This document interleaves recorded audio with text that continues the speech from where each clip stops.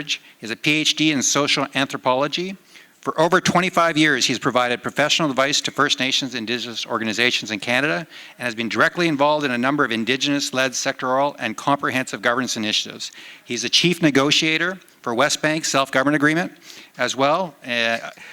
His wife is Justice Minister and Attorney General of Canada, Jody Wilson-Raybould. Help me welcome Dr. Raybould. Is this working? Can you guys hear me okay? Coming through? Okay, great. Okay, we want to get right into this panel, but I want to set the tone a little bit. The last session did set the tone. We started talking about the role of the federal government and what the federal government can do, what the Crown can do. That's essentially the essence of what this panel is about. The three gentlemen that are sitting up with me today, I apologize there's no women on this panel, but we've got three gentlemen. Bob Ray, who was the 21st Premier of Ontario. He was the interim Liberal leader, and he's now teaching at the University of Toronto. Morley Googoo is the regional chief of the Assembly First Nations for Newfoundland and Nova Scotia. A good friend, somebody whose portfolio included dealing with education, and his nation has been doing some incredible work, Mi'kmaq Nation, in terms of education. And Buddy, or Miles Richardson, I don't know if you were the youngest at the time, president of the Haida Nation for years at the time, and was on the task force that set up that made the recommendations that led to the creation of the BC treaty making process, and was on the treaty commission, and was also the chair there, and is involved in University of Victoria on some really interesting University of Victoria on some very interesting governance work. I forgot to mention Morley was also, I think you was the youngest chief in your community at one point. You were chief for 19 years or more, or 20 years now? Something like that. Okay, so moving on, that's the panel. You can read their bios more in the paper. I want to read you something very quickly before we get going to set the tone for our speakers. This comes from the Chilcotin Nation decision from Vickers, and it says, and he was talking about the relationship between the different Indian Act bands and the Chilcotin before he was deciding if there's Aboriginal title. And Vickers said, the setting aside of reserves and the establishment of bands was a convenience of government to government at both levels. The creation of bands did not alter the true identity of the people. Their true identity lies in their Chilcotin lineage, their shared language, customs, traditions, and historical experiences. While band-level organization may have meaning to a Canadian federal bureaucracy, it is without any meaning in the resolution of Aboriginal title and rights for the Chilcotin people. So kind of building on what people have said. I want to read you something that the Royal Commission said back in 1996, and the recommendations of the Royal Commission are as relevant today as they were back then. Aboriginal peoples are entitled to identify their own national units for purposes of exercising the right of self-determination. It doesn't have to be recognized as such by the federal government or by the provincial governments. Nevertheless, as a practical matter, unless the Canadian governments are prepared to acknowledge the existence of Aboriginal nations and to negotiate with them, such nations may find it difficult to exercise their rights effectively. Therefore, in practice, there is a need for the federal and provincial governments actively to acknowledge the existence of the various Aboriginal nations in Canada. And then the United Nations Declaration, which contrary to some people's opinion has been endorsed fully by the Government of Canada. I know for a fact that it has been, but there is a section of the United Nations Declaration that we need to think about when we're talking in this panel, and that is Article 38, which says states, which in our case is the federal government and also the crowns in right of the provinces, states in consultation and cooperation with Indigenous peoples shall take the appropriate measures, including legislative measures, to achieve the ends of this declaration. So my question to the panel is, what should the state of Canada do? And we'll start with Buddy. Okay. Thank you, Tim. And I ask for the participants' indulgence again. I never intended to talk so much at this session. I thought I was going to open it and close it and thank you all. And anyway, Tim asked me to participate. Tim asked me. Tim asked me to help with this panel, and I'm happy to. I'm gonna end off with a bit of experience from the Haida Nation on asserting our nationhood and the role of Canada in that.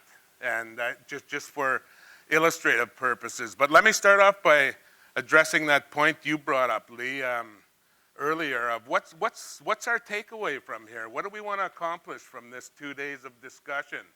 If I was to answer that, I'd say we'd really do well, I think, to persuade or coax or convince or knock over the head, however we do it, the Government of Canada to formalize their commitment to nation as a departure point from the failed colonial experience, which has been underway for the last 150 years through the Indian Act. On behalf of the people of Canada, as the Government of Canada, to formally say we've been down that road, it's a wrong road, we don't like it. Now we're committing to a nation-to-nation relationship, and back that up with a formal proclamation backed up by legislation so that all their negotiators, all their officials out in the field need to follow it. And in the transition, have Indian, you're not going to get rid of Indian affairs overnight, I don't think. There's going to be some who want to hang on to it for a while, and that's just the way it is. But recede through the choice of each First Nation. Have them get the hell out of the way. Move into the background as First Nations assume their nationhood and their lawmaking authority, and just recede into the background. I had so that what I think would be a really good takeaway. And as the Tsuut'ina counselor just said to me, we should get together in a year, wherever it is, even if it's in our regions, and compare notes, see how much progress we've made, keep each other accountable. This is a tough undertaking, but it's exactly the right thing to do, and I think we have the brain power and the commitment to do that. We've had ministers, we've had officials, we have people who work in First Nations. We need to get at it, but it's going to take commitment and elbow grease. The other lady earlier talked about the government might change in 3 years. Are we going to lose everything? Are we going to be all talking for nothing?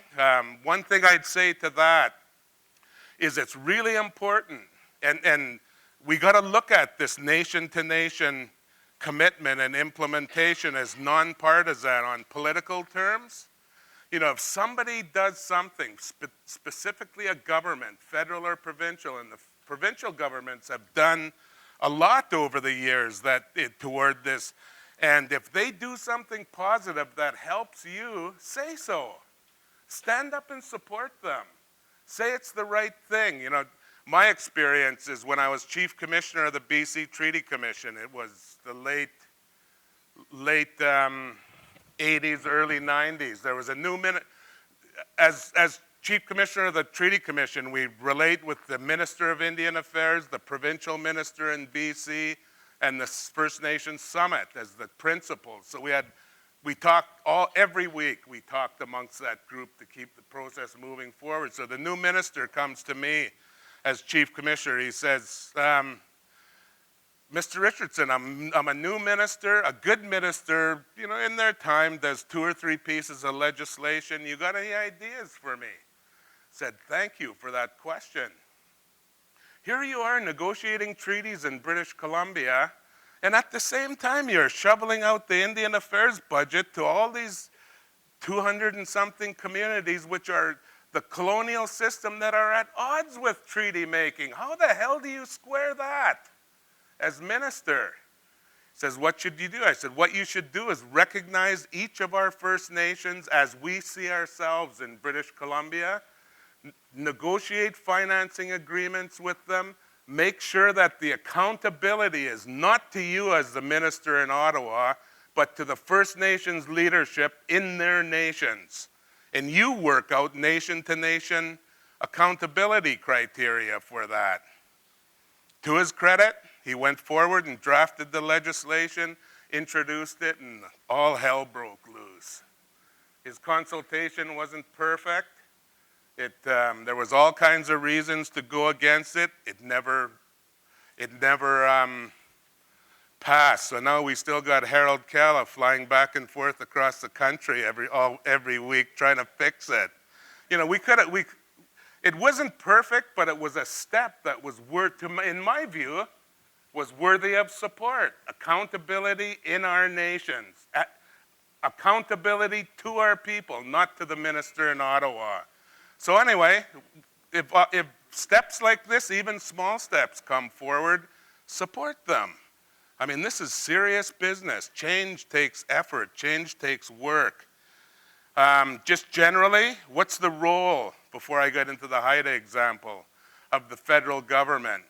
Number one, and really importantly, I think the federal government must articulate the policy of Canada in their relationship to Indigenous people. That's really important. You can't wait for polling. You can't wait to have the courts flesh it out in detail. Somebody has to make a political choice and articulate what the policy in relations between the state of Canada and Indigenous people is. Nation to nation is a heck of a good beginning as a departure from the Indian Act and colonialism. Get out there, make a proclamation. This should be done in the next year. It should be done in the next few weeks. Make a proclamation on that new relationship and back it up by legislation. So those self-government negotiators, when they go to each of the tables around this country, have a clear mandate and resourcing to implement that. That's the only thing that's going to cause change. If we just go on and without that big statement, without that big commitment, I can't see much is going to change in the next year. So it takes that leadership. Secondly, and really importantly, the government of Canada and the government of the provinces must follow the direction of the courts. The courts aren't the end of the road. The courts clarify the law in Canada. Those decisions need to be implemented by the respective authorities, federally and provincially. We'll get to the point where we as Indigenous governments are implementing those decisions under our own unilateral authority, under our own inherent authority. And some of us have done that over the years with different degrees of success. But if the Crown continues to drag its feet on implementing these decisions, we're going to have no choice but to go out and implement them themselves. Maryland, I hope you don't mind me saying this, because Maryland, the Heiltsuk Nation, won a major Supreme Court victory in 1996 about their right to sell herring spawn on kelp. 1996, they still haven't resolved. Canada has not resolved in negotiations. What kind of country, what kind of place is this? I mean, we got to do better than that. And that's the second way. The government of Canada must live up to the direction of their courts. That's their role. That's their job. That's why they have that legislative authority. And if they continue to vacate that, we've got to assume it. Third, and really importantly, this is where the rubber hits the road, the governments of Canada and the provinces, because they're separate heads of power, they're a shared sovereignty, must recognize each First Nation in their territory, beginning with that act of recognition. And there needs to be some formality to that, and that requires First Nations to come forward and define themselves and define and develop their nationhood in dialogue with Canada. That's the opportunity we have here, that we're all here to stay. Nobody's asking anybody to leave. We got to share and coexist.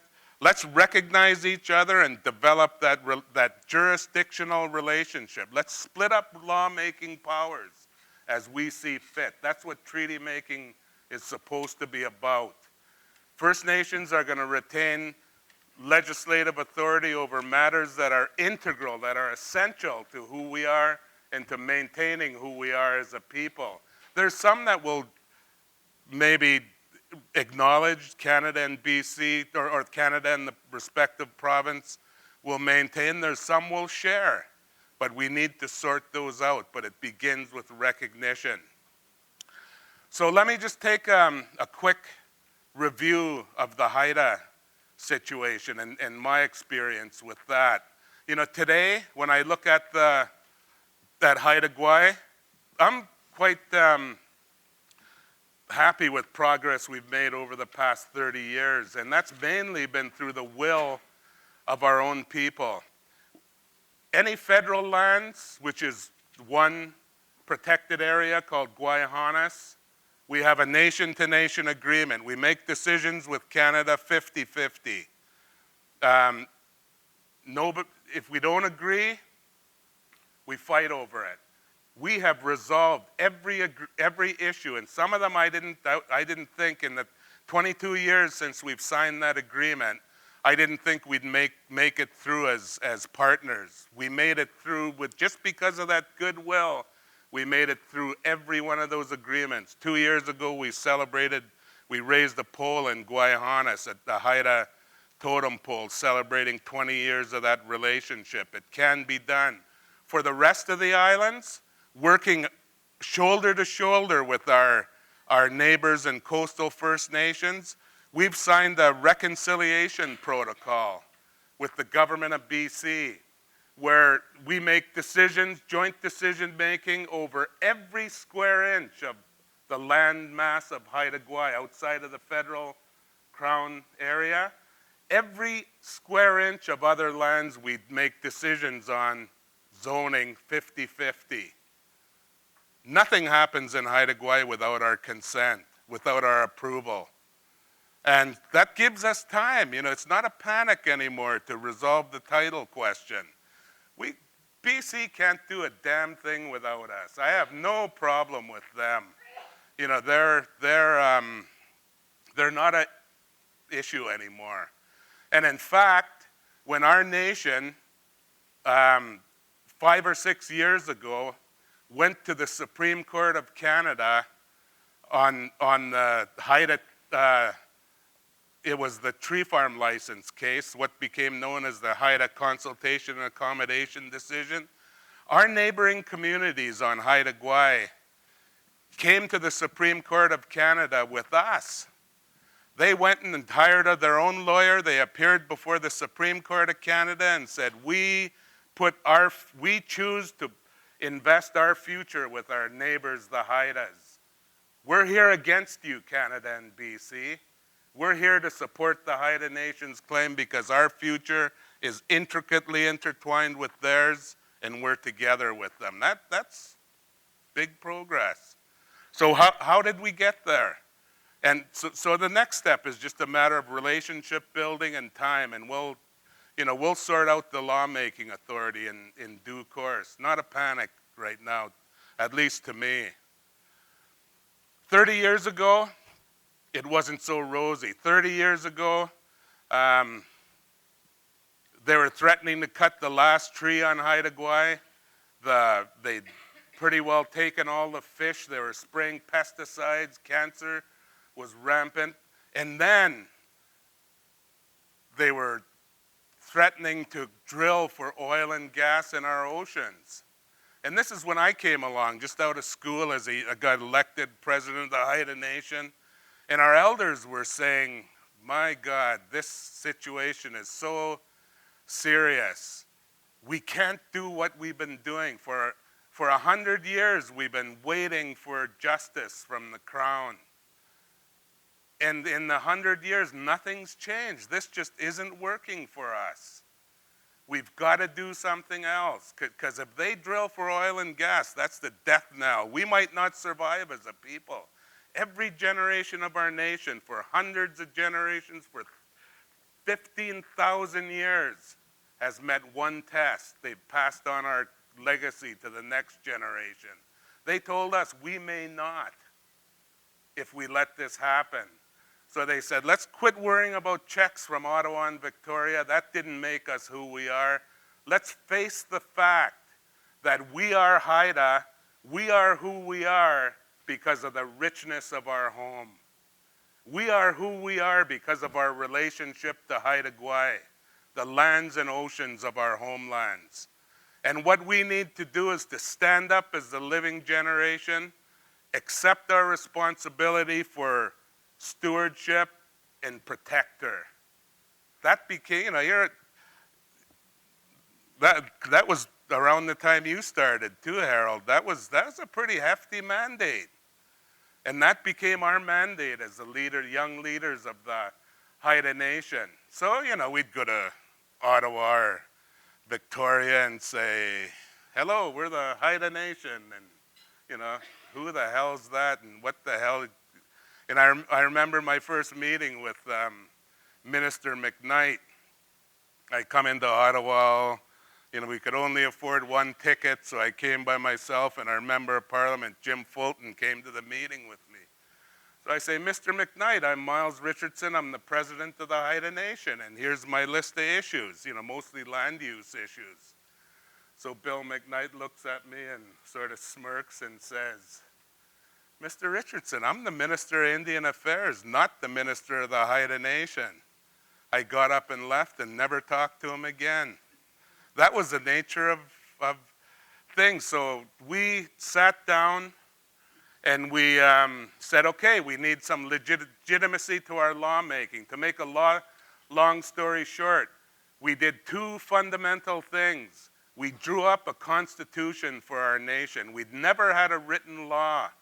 We took our oral tradition, which wasn't written, and we wrote it down and we framed it into a constitution where we identified who was a Haida, we identified our territory, we identified our worldview, we explained it, we identified our governing institutions, and a process for lawmaking. That was our constitution, very simple. And we got our people to authorize that as the fundamental law of our nation. And then the second thing we did is we sat down and we looked at Haida Gwaii and all the federal and provincial plans that had for it, and we made our own plan. We did a zoning land use plan for 100% of Haida Gwaii. And it was essentially a 6-point plan, 6 zones. That became, today, when you look at the federal, provincial agreement, and we took that zoning plan and we legislated each zone section under our constitution. In 1981, we done? Give me 2 minutes. In 1981, you take one section of our land use plan, Googoo's Tribal Park. Gwaii, we were fighting to protect. There was an area that hadn't been touched by the loggers. We drew a line around it and said, we're going to protect this. We're not asking anybody, we're telling you. If you go in there, we're going to fight you. So we took it to our House of Assembly, our legislative authority. We passed our first piece of modern Haida legislation. It was one sentence. Googoo's Tribal Park will remain in its natural state in perpetuity. That was our legislation. And so we sent letters to Ottawa and Victoria and said, you're not going there. But most importantly, we went out in a fleet of boats to the logging camp that was going to move in there. We set up feast tables down the middle of the logging road right outside their camp, and we invited them. Amazingly, they came. They ate with us. All their kids, the families came. We sat down and we said, this is Googoo's Tribal Park. It's Haida land and you're not welcome to, there'll be no logging there. We want to get along with you. To this day, they stayed out on their own will. That was 1981. Now we've legislated that provincially as to match the Haida legislation. Gwaii, they decided to fight, and that's a whole nother story. We still protected it. They never cut one tree, and we had an agreement with Canada. And now in the agreements I told you about, the joint decision-making and the Gwaii agreement, everything we put into that plan 25 years ago has been confirmed and matched by federal and provincial legislation. Our Haida legislation, as simple as it was, proved superior to federal and provincial legislation. So anybody tells you it can't be done, don't believe them. All it takes is your will to do that. And I'd love to tell you more, but I'm sure the chairman's.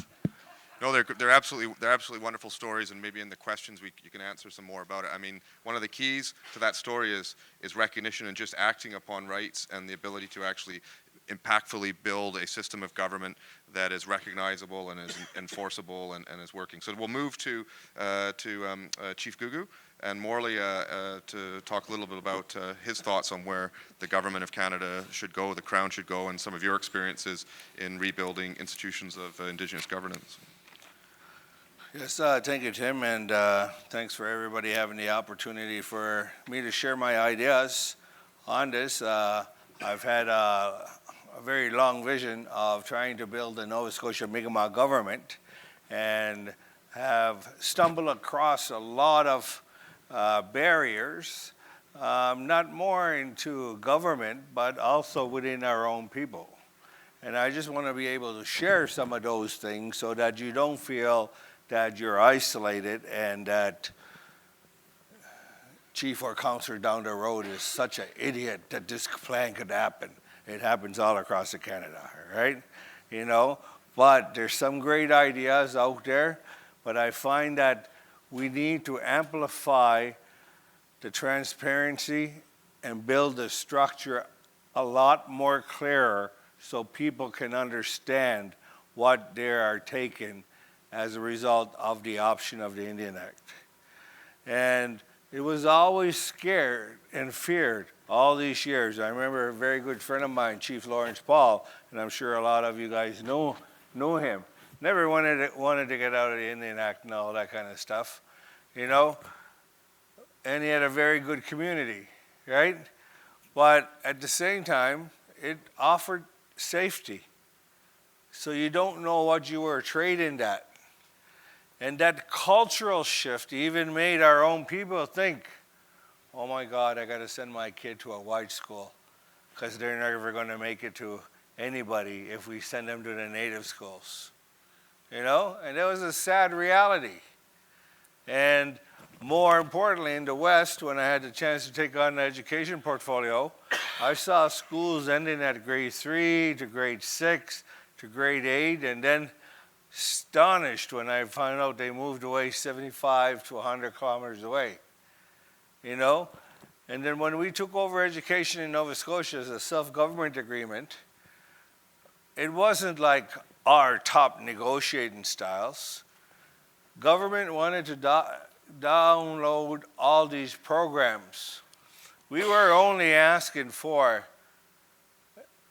post-secondary education. We wanted to lock it in, because rumors were starting, and they continued to, that the government was going to give it to the Aboriginal Achievement Award Foundation and get it off their books and all that kind of stuff. And something went wrong in there and all that kind of stuff. But that was what we were hearing. So we wanted to say, no, we want our own self-government, sectorial government agreement. Block funding. Jane Stewart came back and said, why don't you guys take all education? And we were like, well, what will that mean? Well, we'll give you money for governance, we'll give you money for negotiations, we'll give you money for school replacement costs and all that kind of stuff. No capital money though. So we had to be creative. All the capital cost that was built into schools that were there, the chiefs agreed to pool all their money and build new schools instead. So that's how we started building new schools. And each 5 years, we showed our graduation going up higher and higher and higher. We also created a lot more Aboriginal teachers. So as we went on, we wanted to build the Mi'kmaq government. And I started it at 26, and I don't shut up about it at every chief meeting. And some chiefs tell me, oh, Morley, would you shut up about the Mi'kmaq government already? And in the next meeting, they'll be banging their head. What about our Mi'kmaq government, Morley? So I'm like, oh my God, yeah. I just say, yes, Yes. And when they say no about it, I just look away and just, you know. But I find, just an example, we've fallen in a pattern of programs and policies and false names of governance and nationhood and governments. And the first time I became chief, I had the chance to go to Phil Fontaine's community. And he had asked me, come to my community, chief. I was 24. And I went to him and he had an annual assembly. And the elders talked about what's going on there. And of all the things that was happening, I'm 24, I sat with a group of 8 elders. And when one elder told me, and I'll never forget these words, he said, who are you? I said, I'm First Nation from Nova Scotia. He says, you're wrong. I said, okay. I'm 24. I'm not going to argue with a 70-some-year-old in their territory, right? He says, you're a Mi'kmaq, and I'm Dene. Canada has mislabeled us from day one. They called us Indians. They called us savages. They called us Aboriginals. They came back to Indians. Then they came up another word with Indigenous people. Then you know what? Everybody got pissed off, and somewhere we all got comfortable with First Nation people. Oh, yes, First Nation. And I live on a First Nation. So we've got caught in an identity that we didn't create. So then government sold that identity to Canadians. And while they sold that Canadian identity, they sold and stereotyped all our problems with the value systems and the principles, not realizing they're the same and not the same. And the ceremonies are different. And why we may have a governance system in Nova Scotia different than one it will be in BC and Nova Scotia, you know what? Europe is so much smaller. They have their own government systems that are different from each other. You know, Canada is so wide.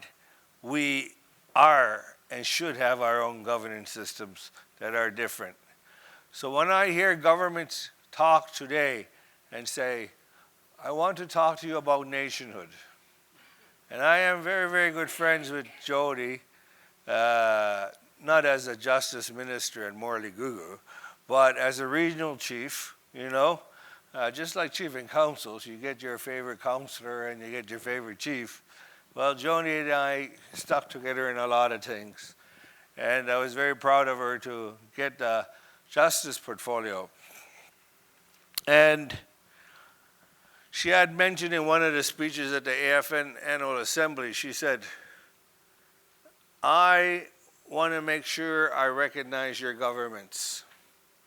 I want to make sure I facilitate for us to be able to have the dialogue so that we can understand what nation to nation means. Because you go across 635 communities, the rich bands will say, I'm the nation. 50 kilometers down the road, poverty. Nope, they're not a nation. And if we want them to be a nation, sure as hell this band's not going to give us this money to make sure they take care of their fellow Cree, their Dene, their Mi'kmaq. So we've kind of developed a system which we have to try to figure out how can each Mi'kmaq, Cree, Dene, Ojibwe, and across the country address the housing issues. And I don't like, and I'm not offending or criticizing anyone, and I'll go in a debate anytime, not here, in a room somewhere, that if you give money to 19-year-olds, you have a leakage in your company. That leakage creates hardships. That leakage creates money to car dealerships, to you name it. And then our principal it says, let's take care of our elders. But we don't have the political savvy or guts or strategy to tell, because we know what's going to happen. Hey, I get in, chief, you get your check back. Woo! It's a vote right there.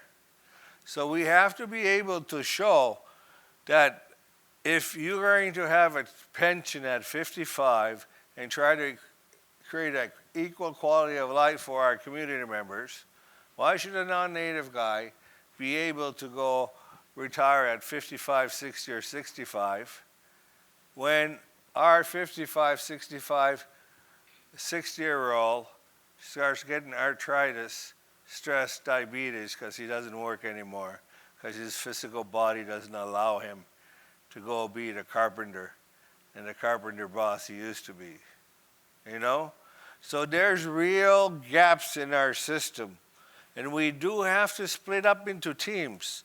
I cannot, as regional chief, I cannot think my fellow chiefs. We have to break up into teams and bring those back to say, listen, this is the way we feel that we can narrow that gap. And what are the investment dollars that are going to be required? What are the policy changes that are going to be required? And most importantly, what is the legislation that's going to be required to ensure that the next government comes in doesn't just put it back to the status quo? And just coming here, last, I'm going to leave on this note. We also have to change our story. Canadians don't hear our story. We're too angry. Canadians say, oh, Indians, wow. Free cigarettes again, did they say they get? Oh no, free cars too. Free houses. Tax-free. Wow, if I was tax-free, God, I wouldn't be complaining. What more do they want? And then they turn the channel. Oh, look at them, they're at the protest already. That's their education about us. And then when we go on the news, we're angry. We're not sharing the story and the history for them to understand and get it, why there is not a quality of life. Government did a pretty damn bad job hiding that information. I say North Korea censors all other countries. Canada censored Canadians when it came down to education and residential schools. You know? And that wasn't right. But now people are starting to find out. So I'm very proud to be started of the Gord Downey and Channy Wenjack Legacy Room, and try to get that story and move all our other initiatives to get more people involved with what reconciliation is, because people don't know what reconciliation is. It's a big word. You asked me about that probably 15 years ago, I wouldn't have known what the hell reconciliation was. So imagine all our kids, right? And how do we make up things for people to be all equal in Canada? Some are very, very poor. Some are doing all right. And I think that we really need to look at more strategies to reach out and inspire and motivate people to tap into their heart. I always say this, I apologize again. This is the last story, but I have to tell you one more last story. And promise this one will be though. When I think we have arrogant people in every society, every country. But you guys, how many people, show of hands, remembered the refugee status and the little boy on the beach? Right? Very bad situation. Hearts of Canadians filled up. What happened? We filled up warehouses across this country. we work together to give apartments because our hearts are big, but the stories are wrong. That was presented as the right story. 50 years, Chaney story happened on the train tracks. Nobody knew about it. Nobody did nothing about it. And if it wasn't for that Maclean's magazine and Mike Downey taking it to Gord Downey, still, we wouldn't even know about it today, right? So again, I ask us to sit down and reframe our story, because if we want to be a better country, people got to reconcile and realize the truth, and in not an angry way, the truth and solutions on how we move forward together. So that's what I wanted to say, and I thank you for taking the time to listen to me.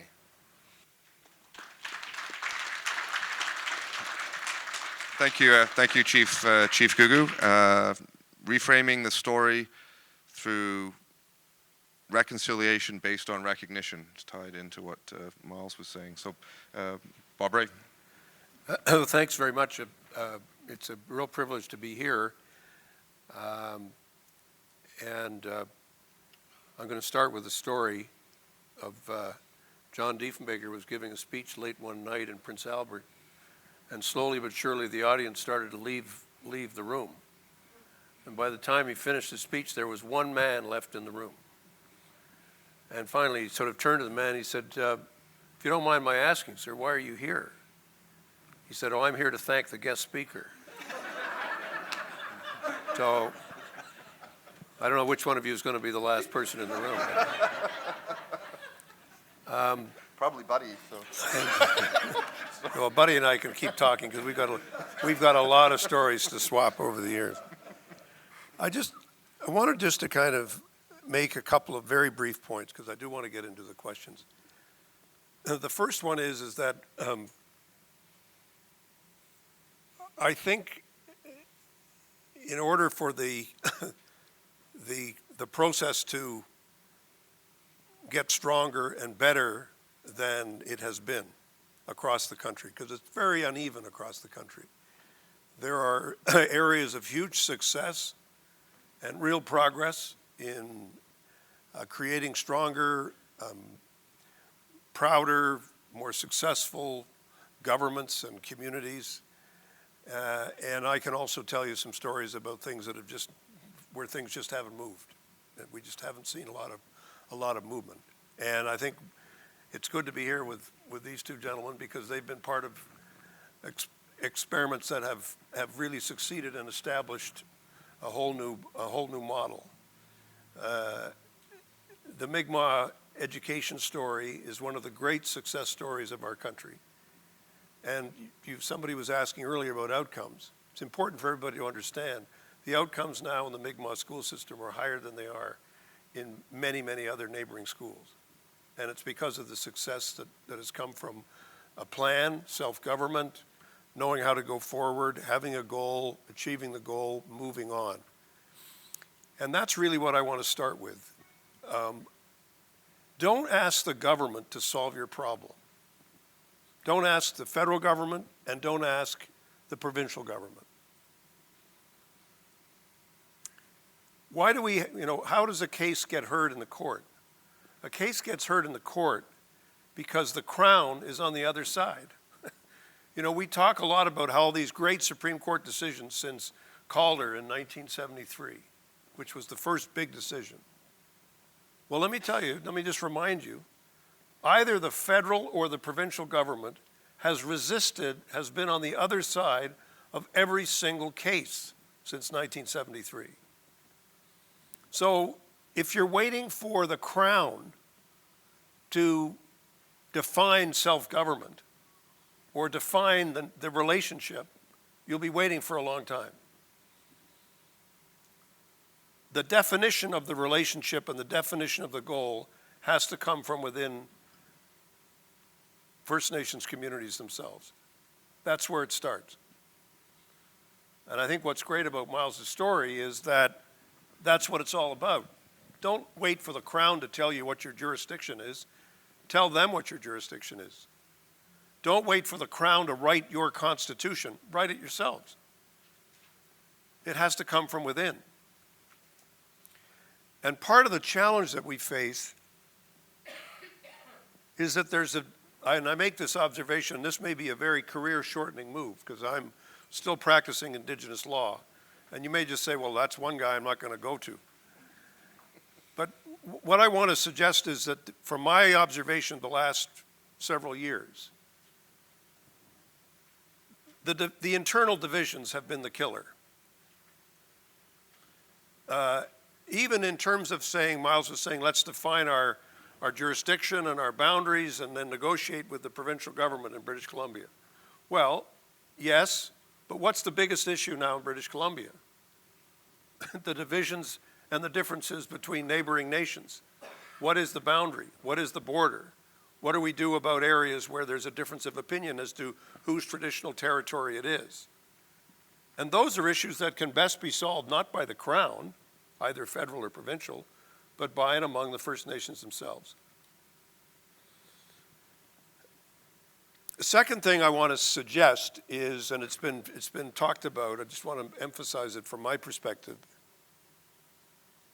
Among the many bad things that happened in the 19th century, the residential schools, which were an abomination, the way the Crown interpreted the treaty relationship, which it signed right across the country from Ontario through to eastern British Columbia,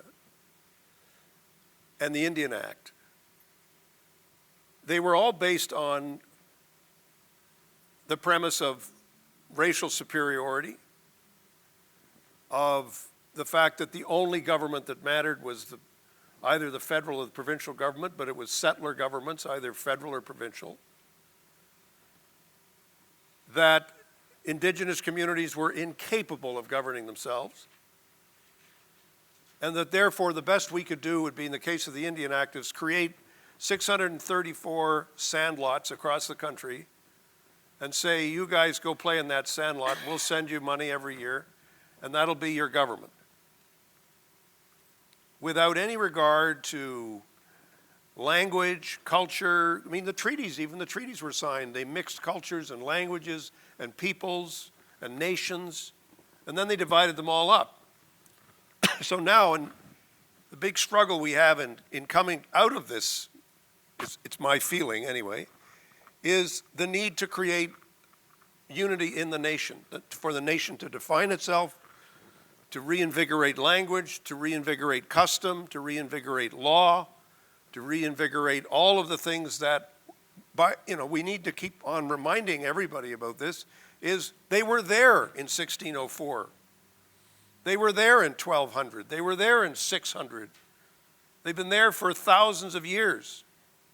And those governance and governing structures were destroyed systematically and deliberately by colonial governments. And we're in the middle of a process of a movement to self-government that is just as dramatic as the decolonization of Africa, the decolonization of Asia, which was the great world event of the 1940s and 50s and 1960s. And this is what the move to self-government is all about. Every government requires land, it requires jurisdiction that is recognized and respected, and it requires money so you can actually do something. Now, it's not that complicated to say it, but to actually do it is hard. And the one additional point I would make is that in talking about the Crown, please don't forget the provinces. The reality is, in Northern Ontario and Northern Manitoba, and right across Northern Canada, the provinces, the government is the province. It's not the federal government.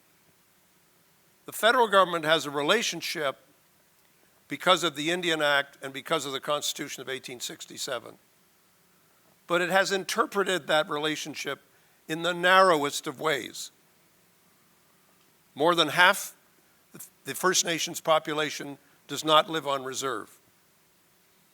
As soon as you leave the reserve to hunt, to fish, to engage in any traditional activity, to go to school outside the reserve, to go to college or to go to university, to live a life outside the reserve for a time, then to go back, you are in the jurisdiction of the province. The most powerful ministries in Ontario, Ministry of Natural Resources, Ministry of Mines, the Attorney General's Ministry, they are exercising what they see as the Crown's jurisdiction. And believe me, as somebody who was a First Minister, they believe that it's their province. What is asserted to be the traditional territory of the First Nations is seen as a quaint assertion by the provincial Crown. And it's only just now that those folks are saying, okay, let's talk. The federal government has announced its commitment to the UN Declaration.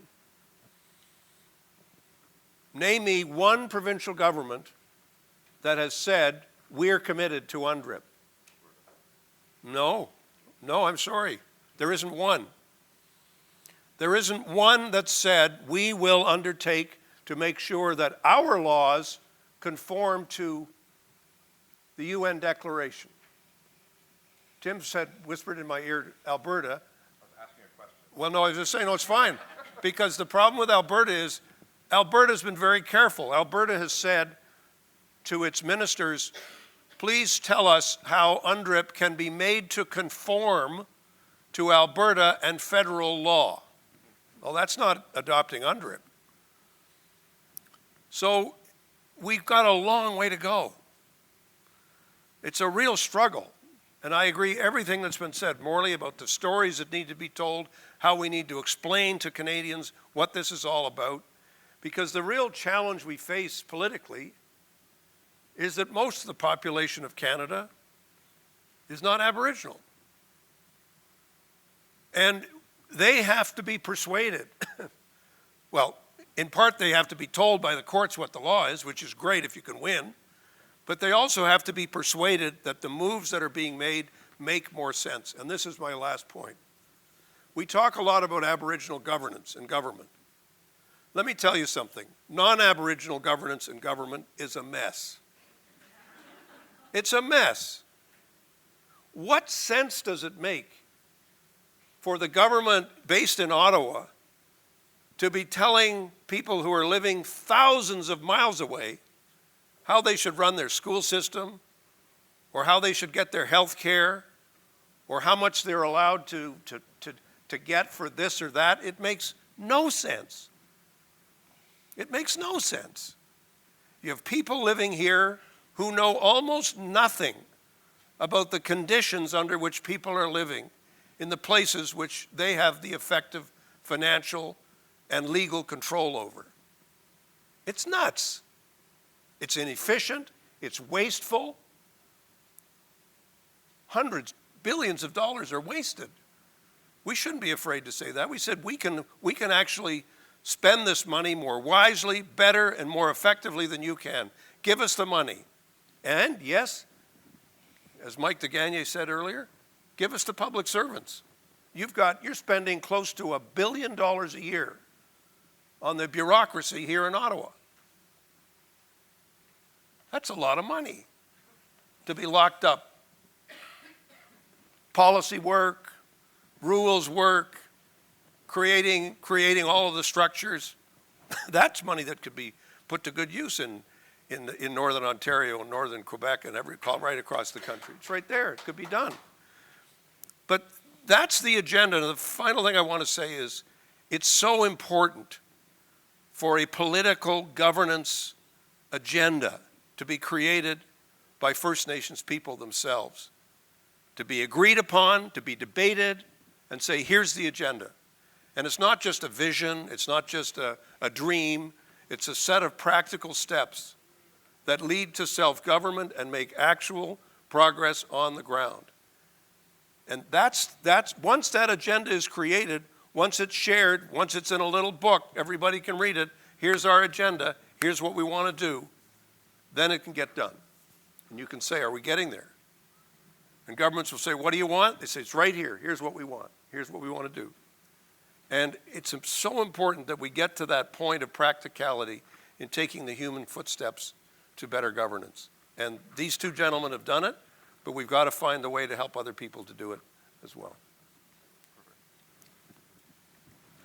So we've got time for some questions, but first I'm just going to ask the other two panelists if they want to add anything or ask a question to either of the other panelists. I'll start with Morley just quickly. I just wanted to mention, just along what he was talking about, Bob, I remember when Jody was announced as Justice Minister, I was at Clayton Park at a bank in a car parking lot, and I put the hotspot right on my iPhone and tried to get my iPad working. And my God, I was so proud of the Indigenous drummers or Native drummers or Indian or Aboriginal or... They were drummers anyway. I think they were Inuit actually. The young, dark, beautiful regalia children. And while they were drumming, I was like, yes. And then I saw Jody, I'm like, again, yes. And anybody saw me in the car all by myself, I was like, yes, in the TD Bank outside. And then when I was like listening to it, and then overnight, just gives you an example of what we go through. Bennett starts talking. I am so glad here that the Indigenous people of this land, we got switched from First Nation people overnight. And then we're now labeled, right? We were Indigenous to First Nation and all that stuff. Could you imagine you wake up tomorrow and you guys are something else? Well, that's what we got to go through. So anyway, that's all I had to. Thanks, Morley.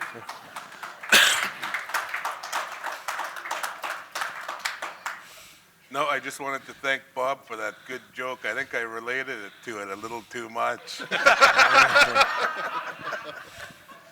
Okay, before we get to that point in the agenda, questions or comments or observations about the role of the Crown, keeping in mind that I'll be mentioning it to the Crown tonight.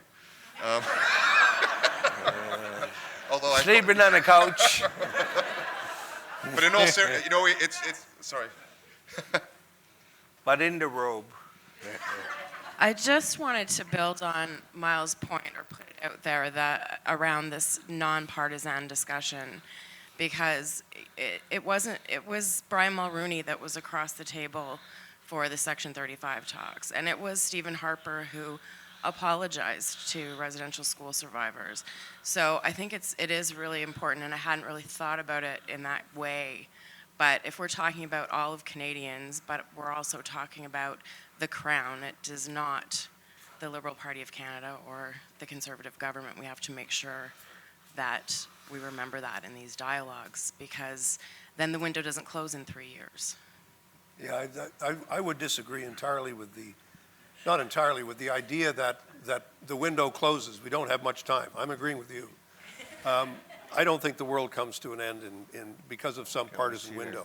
I really don't believe that. I just think that's not the way to think. I think the way to think is, what's our agenda? It's an agenda that surpasses the window of any government, federal or provincial. It's based on our timetable. It's based on our values. It's based on our view of what's going to happen. And we're not going to be dancing to anybody else's tune. We're going to be making it happen ourselves. And other governments are going to have to respond. No matter how, quote, progressive or reactionary they may be, they're going to have to respond to our concerns. Maybe I'll make an observation on that too, because I know, in terms of Jody's perspective on this and others, is that for sure it has to be nonpartisan. And for any of us that were involved in some of those legislative initiatives that Harold talked about earlier, many of them are done under conservative governments. In fact, some of the strongest advancements that have been made in opening doors and pushing this agenda forward have been made under conservative governments. So ultimately, for this to survive, it has to be a Canadian project and a project that's based fundamentally in the principles that we all share in terms of Canadians and has been set by the courts and is told by this document. I mean, this gives you a framework for thinking about the issues. It's a way, and with the United Nations Declaration, it's a way to look at the world, not to throw it on the floor. But and so I think that's an important point. So I think we should reflect on that. Other comments? Remember that Mr. Calla? the Liberal government would not use its majority to pass Indian legislation. It took a minority government and they took Jim Prentice coming to the table to get all party support. Liberals would not move it. And they had majority government.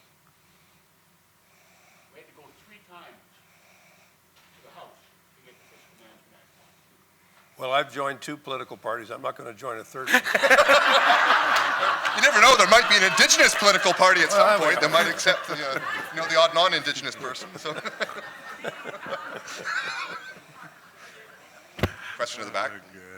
Hi, so along the lines of what you've been talking about, I think the TRC has some really good ideas about how to educate the next generation of Canadians about what all of this means.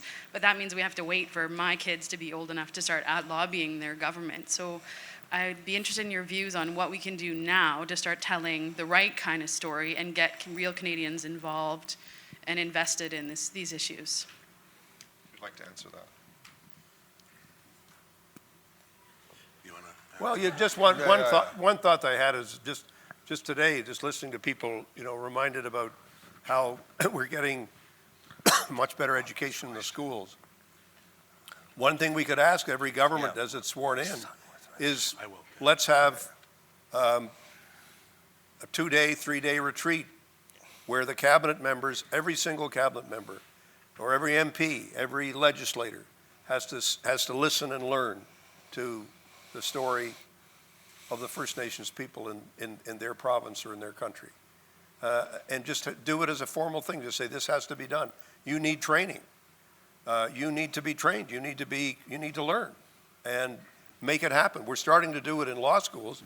Well, we don't have to wait for the people in law school to become Prime Minister of Canada for it to happen. We can just say, let's just do it here.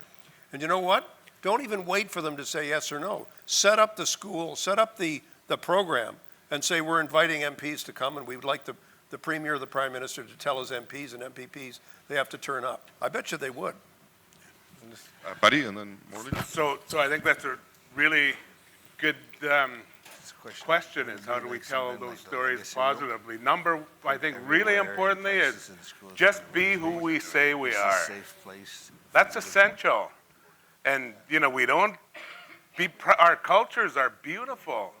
Our cultures are some of the most beautiful and sustaining in this world.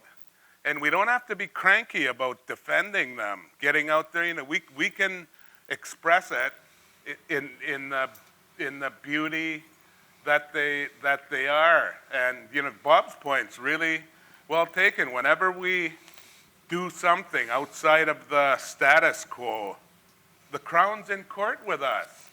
We've got to find from being who we are and standing up for ourselves, find our allies and do it in common and tell those stories. People will hear, there's a common, everywhere I go now across this country, Indigenous, non-Indigenous, and some of the places you wouldn't have heard 10 years ago, everybody recognizes traditional territory. Everybody in just normal Rotary clubs and stuff, people stand up and recognize that. I remember when the Standing Committee on Environment came to Haida Gwaii this summer, the local MP stood up and said, I'm proudly from the Tunaha Nation. The Haidas appreciated that. It gave them a sense of who this person was. Anyway, that's a potential right across this country, and just stand up and tell our stories in a however we do that, and be proud of it. People want to hear. They'll acknowledge traditional territory. That's a protocol they've come to know. then they'd like to know more about who these people are. We got to tell them. Nobody else should be. Morley, do you want to add something to that? Yeah, I think a couple of things that we all have to understand, because children are becoming a little bit confused. We have teepees in East Coast, right? And we're supposed to have wigwams, right? I had an elder Facebook criticize me one day. How dare you put a teepee on? I inboxed her and I said, how dare you criticize me for trying? Right? And I said, anytime you want to make a comment, please inbox me, right? But our kids, we lost it for a while. That's the reality. Our generation here had lost it for a while, right? And there's a certain group that never lost it and really were, but majority of us. So we have to try to really invest into those knowledge systems. What it is the Mi'kmaq? What is the Mohawk? What is the Dene, the Cree, the Ojibwe, and all across the country? Because this is about culture, language, and this country is about diversity. And we cannot just continue to be diversifying and celebrating new immigrants that come in, which we've been all about peace and friendship, you know? But there's 1 million immigrants that come roughly in the next 4 years, 250,000. So we have 1 million people that are just not brainwashed totally anyway, right? So at least we can try to teach them, you know, what they ran away from. We're on the steps of actually trying to fix here, right? But I really would like each region to take it on its own, because elders are now starting to self-identify themselves elders. I'm 47, but I am really tough looking and I have white hair. You should be calling me elder, right? You know, so we have to have communities really kind of come up with those terms, not just for us or try to pick on each other, but it's for the kids' value systems, right, to be reinstated in our cultures. And that may take a while, but I think we should put a proposal into Minister Jolie's office about that. So I know that's my thought. Actually, on that about the new immigrants or new people taking the citizenship oath, there is going to be a clause now or a statement in there about recognizing and honoring the treaties. So which will mean there's teaching about it. At this point, that's what it's in there. Yeah, no, I know that, but it says treaties, so I hear you loud and clear. So. That's the problem. That's the problem. Actually, so on that point, it's a question. We probably don't have time for people to think about it or ask questions about it. Maybe I'll ask it to the panel. If there's other questions here. Okay, one here.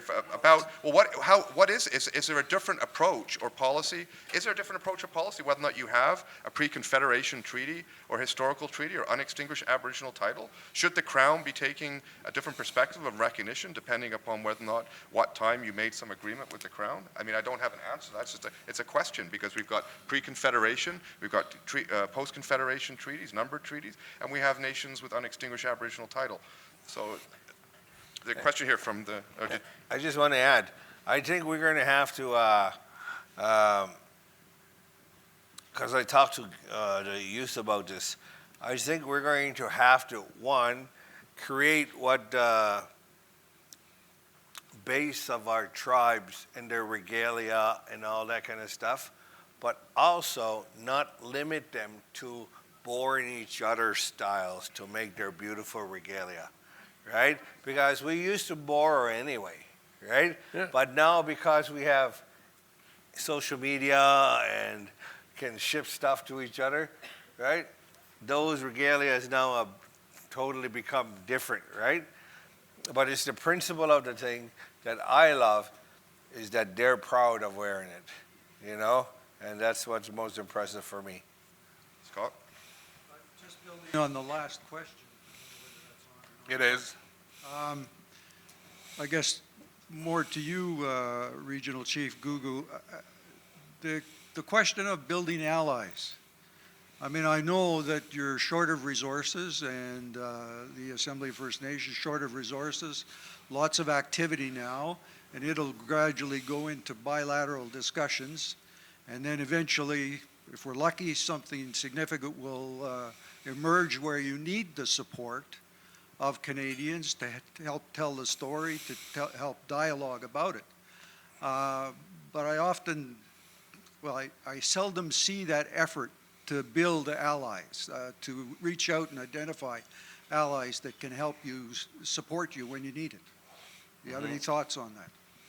Yeah, can I answer that?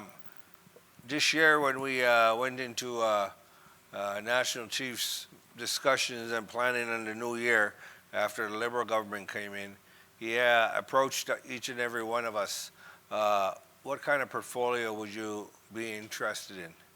You know, I took TRC calls to action because Murray Wilson had asked me, because I was always advocating for them when we were in the meeting, right? And I was like, iffy, I'm not a residential school survivor and all that. What was the backlash? But you know what? I didn't really care because I was speaking up for her and she recognized it. And I was very proud that she asked the National Chief, could he at least do it? And I said, well, if people complain, I'll deal with it then, but I'll also justify, I'll be there for them when they need something. And when it came down to language, culture, and arts, there is no such thing as a portfolio, language, culture, and arts, right? Language, we were starting to do it in Mi'kmaq. I speak Mi'kmaq as my first language. Our culture, again, I was really fascinated by the fact that I want to bring my pipe carriers, I want to bring all my traditional people in Nova Scotia in a workshop and create that as a template and maybe share that to go across the country, because we have some really strong personalities that feel it's their way, and it's making our kids confused, right? What is the right way, you know? So I'm asking hopefully the pipe carriers to do a 3-4 day session to please, you know, your teachings and your cooperation and consensus here is for the benefit of also our children, you know, that do want to learn, you know? And so those are the two initiatives that we wanted to pursue. I'm also have to throw this a brag in this one now. I work with the Halifax Waterfront Corporation, and you'll hear an announcement in 2 weeks' time. The tall ships are coming to Halifax as part of 150 celebrations. I've worked with the Waterfront Corporation to put 45 youths from Halifax to France on the leg to learn leadership and mentorship training. What I'm also trying to add on to that is that I will have TV video recording so that they can call home, and that all our Aboriginal kids will get to see them and all that. I tried to give everybody total across in December equal spots, but the National Council didn't bite into it. So I told Halifax Waterfront Corporation, I'm only comfortable to do Atlantic Canada, but I'll include 1 seat per province. And it's Sail Training International that does it, and it was nominated one of the Peace Prize, Nobel Peace Prizes. So I've got $25,000 from MK, $50,000 from Waterfront Corporation, and other organizations, but they're all going to get paid $650 a week while they do the cross Atlantic journey, and then I'm going to take them to Vimy Ridge when we get there. And the coolest part I like about this is that when they get their acceptance letters, they're going to get their top-of-the-line outfits with their bags when they arrived home. When they open it, their equipment will be in there. Right, so it's going to be a big showstopper and all that stuff. So we're working on stuff, and that's no portfolio money yet. So wait till I have some portfolio money. Buddy, did you want to just talk a little bit about alliances too, or alliances with the, because you've... When Scott asked that question, the thing that comes to my mind is the importance, and we need to put more effort into it, and is building real, endearing alliances amongst ourselves as Indigenous people. I think, to me, that's the important part, and I think relations with others comes from that. I think that's an offshoot of that. And I'm sitting here thinking of that. We had one of these IOG sessions a couple of years ago, and the Indian Affairs deputy was here, and he was just, it was madder than hell about overlaps, especially in BC. And you know, it's a matter of First Nation definition that you know, we've got so used to reacting, we haven't been proactive in defining our overlaps and building alliances with our neighbors in a good way. You know, people say that my people, the Haidas, don't have overlaps. We had a ocean overlap over ocean territories with our Heiltsuk neighbors to the east, and it was one of the most beautiful things that I've witnessed, and I've been to 2 potlatches so far to deal with that. And our chiefs got together. Harvey Humchit, who's here today, is one of the Heiltsuk chiefs who got together with the Haida chiefs, and they just talked about history. Why are we still fighting over this area? 160 years ago, our people had been warring, killing each other over the same dispute. And the chiefs then got together and said, this is crazy. They made a treaty 160 years ago. So it came up again in terms of negotiations with Canada and dealing with oil and gas and all that. And again, our chiefs in their wisdom got together and said, we know who each other are. We know who Heiltsuk are. We know who Haida are. We know our territories. And this line here is not a line of separation. It's a line of joining. And you know what? Our kids took that right to heart. And, you know, it's building the future, and it's building those alliances amongst coastal First Nations. And you know what? The neighbors see that. Our neighbors in the non-Indigenous communities see that and respect that and start listening to each of our stories. And I don't know, it's just, Marilyn, it's one of the best things I've seen on that front in the last, you know, in my lifetime anyway. It can be done, is all I'm saying. But it takes a will, you know, it takes calling on the goodness in you instead of, you know, everybody wants to fight. Okay, we're just finishing up here, just about past time. But is there any last burning question that's out there for this panel? Remember, he's talking to the Justice Minister tonight.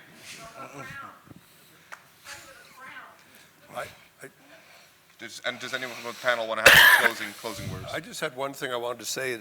That is, I think that we do have to deal with the inequities that have been created by a range of very different government policies over a long period of time. The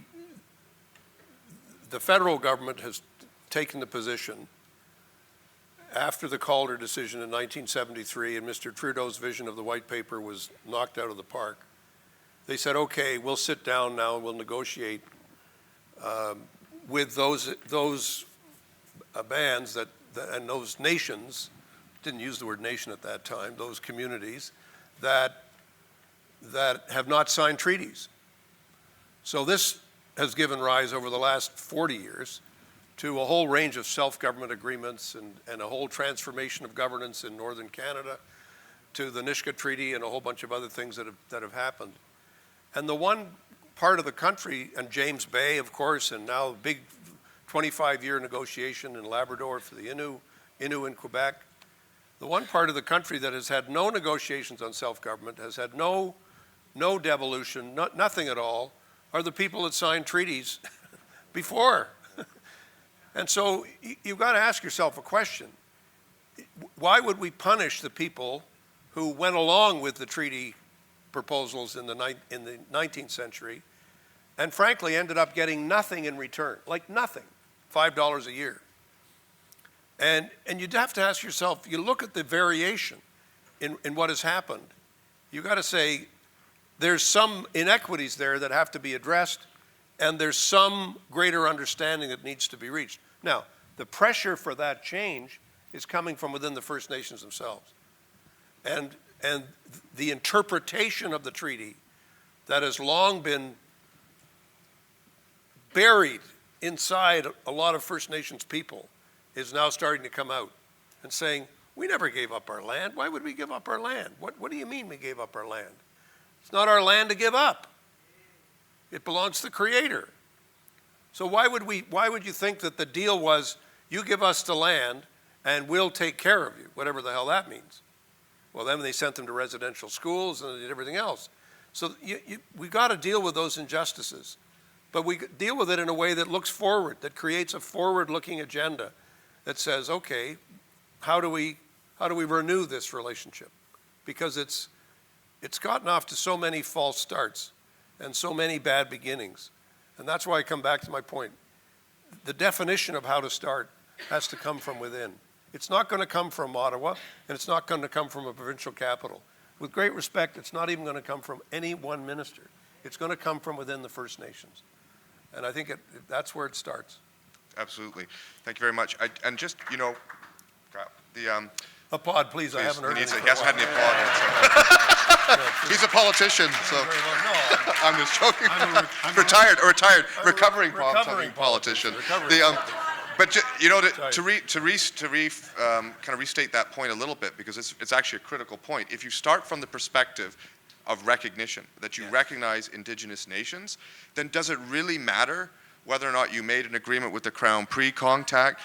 Thank you, Gwen. Does it matter? Was it pre-Confederation treaty, historical treaty, or modern treaty, or unextinguished Aboriginal title? If you start from the premise, which is why this last point about rebuilding Indigenous nations and knowing where you come from, and it can't come from the government or the provincial government or from one minister, it has to come from the Indigenous nations in order to say, this is the nation, this is how we're organized, and this is how we want to deal with the Crown.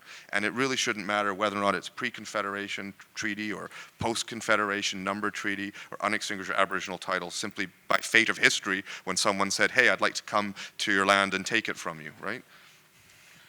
So Tim, when the Crown comes to each First Nation, as you see yourself across this country and say, I'm recognizing you, you have to be prepared to say, in terms of nationhood, this is who I am. That's absolutely essential. If you just say, oh, I'm not anyway, you get the point. I don't need to. Thank you very much. Great panel. Thank you, guys.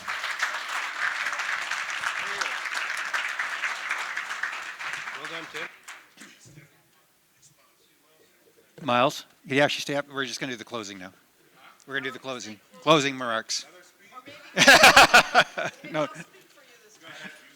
Okay.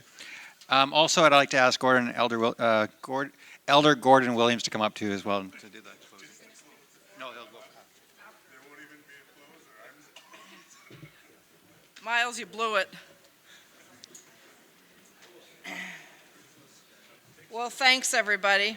I think it's been a tremendous day and a half, and the first thing I want to do is thank the tremendous speakers who have given so freely of their time and their wisdom and their experience over the last day and a half.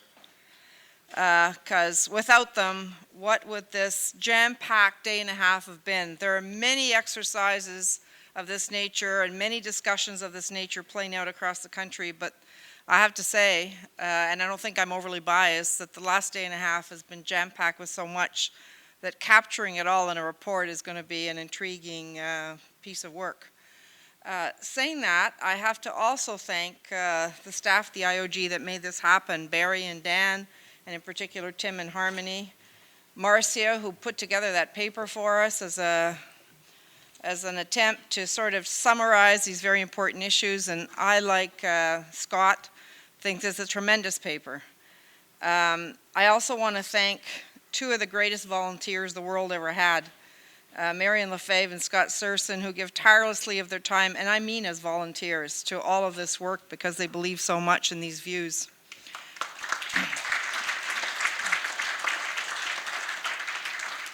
I don't know if Miles is going to get up and speak or not, because he is representing, besides everything else he's done in the last day and a half, Canadians for a New Partnership. So I'm going to thank them as well, because without their support, we wouldn't be here either. And now let me say a few words about what I've observed over the last day and a half. You know, I'm a recovering public servant, and I've spent my entire life, just about, showing respect for those laws which sometimes are dead wrong and are not in keeping with the Constitution. Nevertheless, it was often my job to administer them when I couldn't change them or try to modernize them. So at the IOG, I think we're inspired to keep working in this area, because making our Canada whole is an important part of what makes us tick every day. It's about living in a country that's great for all of us, with respect for the Constitution, not just for the laws, which sometimes don't respect the Constitution. Making room for strong legal frameworks that allow for strong institutions, evolving and living, adapting to a modern context, building on traditions for mutual respect that recognize the important things that have been talked about here over the last day and a half: language, culture, identity, custom, traditional governance models that actually do build resilience and social cohesion. As a country, we're all made stronger if we make each other stronger, and believe it or not, we're all made weaker if we make each other weaker.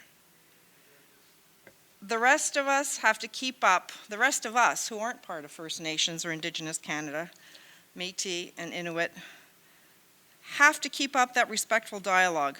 We have to keep educating each other about the context that got us here to where we are, and the fact that in some of these areas we must change. Yes, in your communities, you have to know what you're looking for in terms of change, but we have to be part of making that change. There's no respect without understanding, and there's no understanding without dialogue. And for those of us at the IOG, I have to tell you, we work by three principles, or three sets of, call them as you will, characteristics of governance, because this is about the characteristics of a nation-nation relationship. And if we're talking about a shared future, let me just go over those three. Who makes decisions? How are decisions made? And how do we render account? Well, if we're talking about a shared future, who makes decisions? The short answer is together. That's a complicated series of togetherness there, but let's start there. How are decisions made? With respect for each other, after being completely informed about what we're being asked to decide, and obviously together.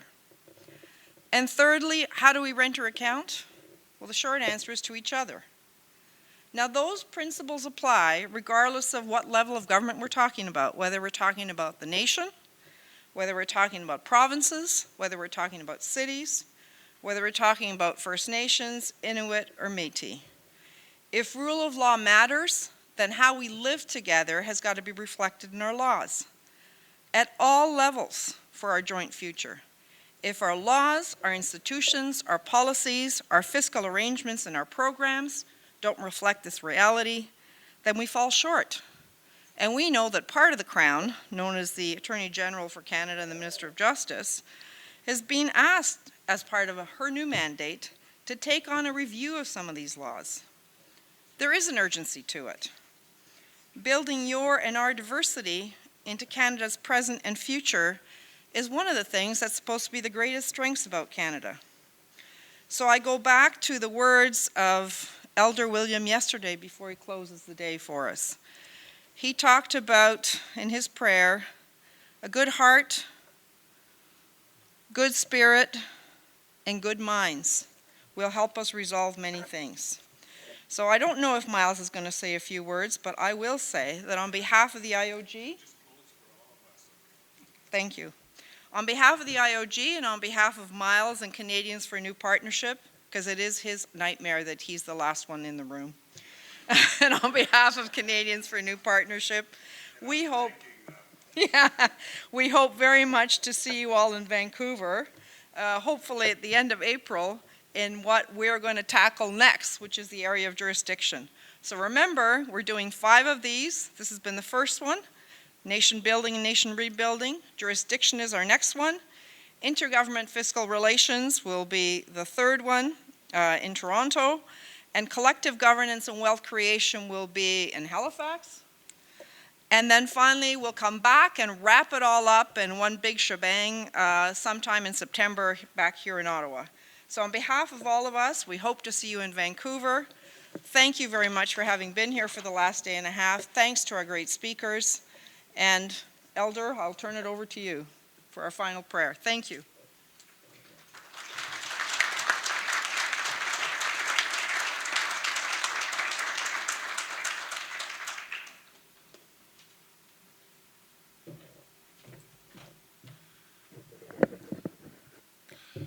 I find it fascinating in many ways. I will be giving the prayer.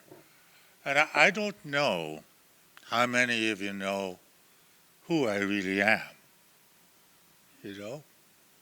I graduated from the University of Manitoba, graduated from McGill, was a missionary in Taiwan,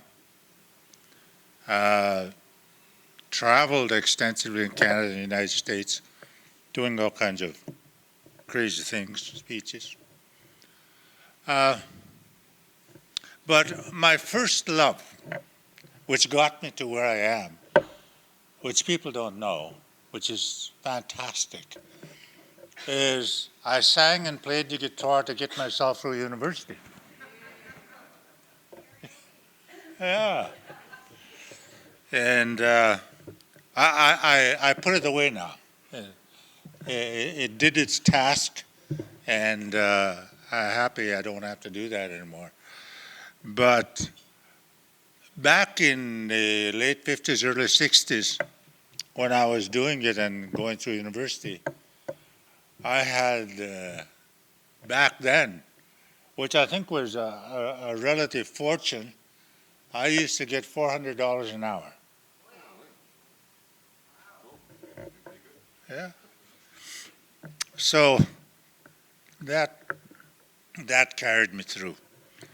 But in between all that stuff, you couldn't just sing and play and sing and play and sing and play. You had to tell jokes, you had to have stories, you had to have all kinds of stuff in order to keep an audience for an hour. I feel that if you hold an audience for 20 minutes, you are fantastic. You know, anything more than 20 minutes, and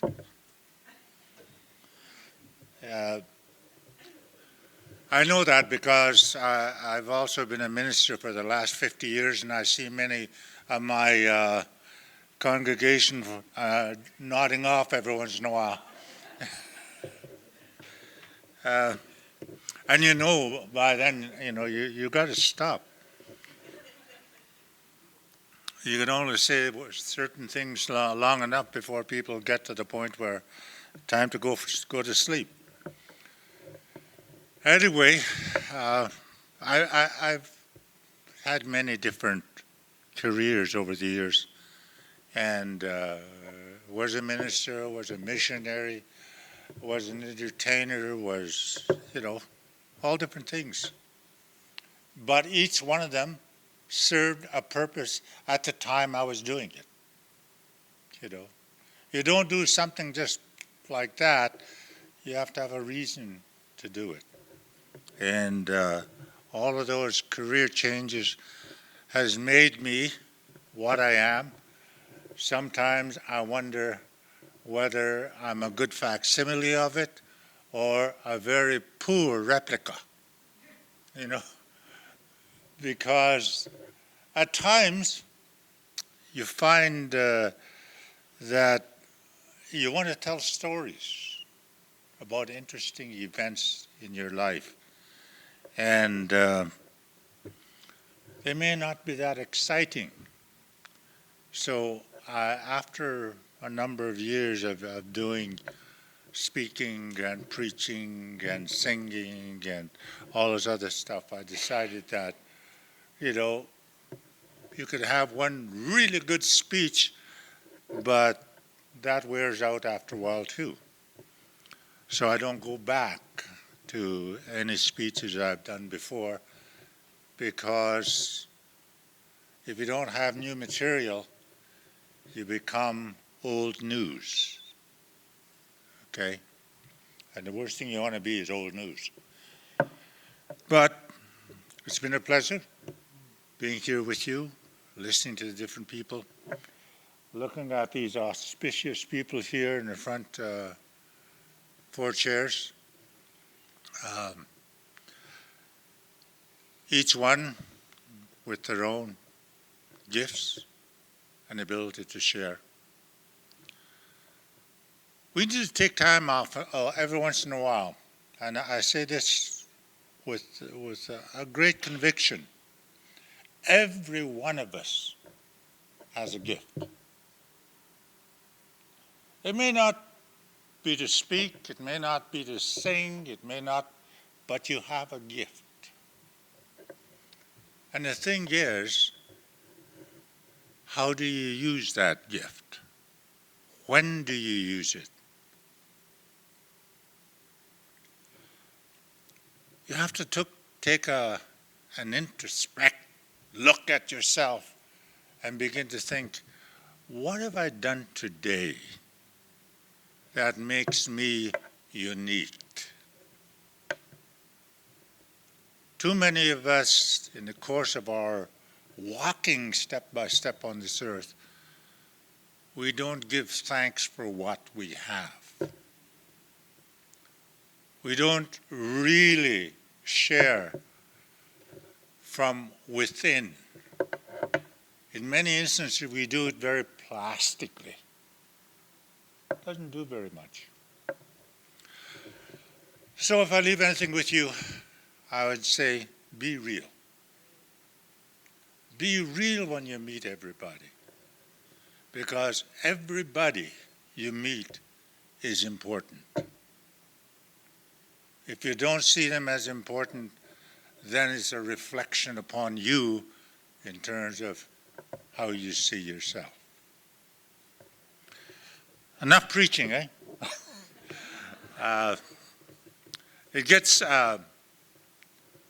I've preached for the last 50 years, so it's kind of hard to get away from.